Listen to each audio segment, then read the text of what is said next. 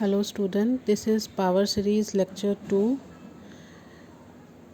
Like in previous lecture we have studied about the definition that the power series can also be written as Snx plus Rnx, where Sn is the nth partial sums जिसको हम Cn तक लेते हैं, C note से Cn तक का सम, और Rn जो होता है remainder after Cn x minus a whole to the power n।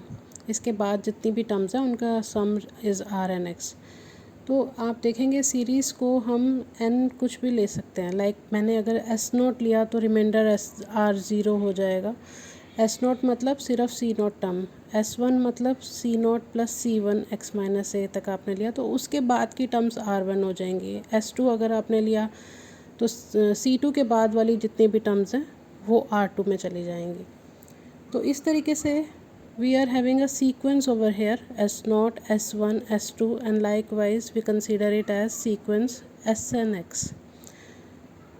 यहाँ पे n एक पॉजिटिव इंटीजर है और Snx जो है, जो हमने पहले बताया nth partial some.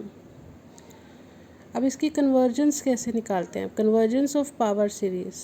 Convergence of power series के लिए आप देखेंगे if at some point x is equal to x naught the sequence of nth partial sum जो है Snx, if it is convergent at x naught then we say the series is convergent at x naught। Limit n tends to infinity Snx अगर आपका Sx नॉट एक specific value आ जाती है, एक फाइनाइट वैल्यू आ जाती है, तो this is the limit of convergence and we call it as sum of the series.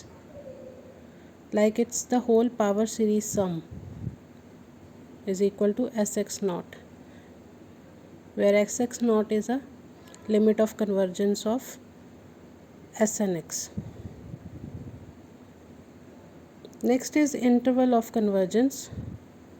Interval of convergence एक स्पेसिफिक बात इसमें पहले समझेंगे कि अगर आपकी पावर सीरीज़ है Cm x minus a whole to the power m running from 0 to infinity, इसको जब आप ओपन करके देखेंगे and once you put x is equal to a the whole series become vanish except c naught. if x is equals to a we substitute, the series becomes c naught only. C naught is a finite value, means you are getting the sum of the power series as c naught. So power series is clearly convergent at x is equals to a. If x is equals to a is the only point of convergence for the convergence of the series, then there is no interval of convergence because that's the only one point of convergence. But if there are more points other than a, means a तो होगा ही, a is always there as a point of convergence in every power series. Centre पर हर series convergent होती है। अगर a के अलावा आपको कुछ और पॉइंट्स मिलते हैं पॉइंट ऑफ कन्वर्जेंस के लिए, then we have interval of convergence, otherwise there is no interval. The interval will be kind of x minus a mod less than r, which simply means the series is convergent at all points belonging in this interval where r is the radius of convergence. A is the center point of the power series.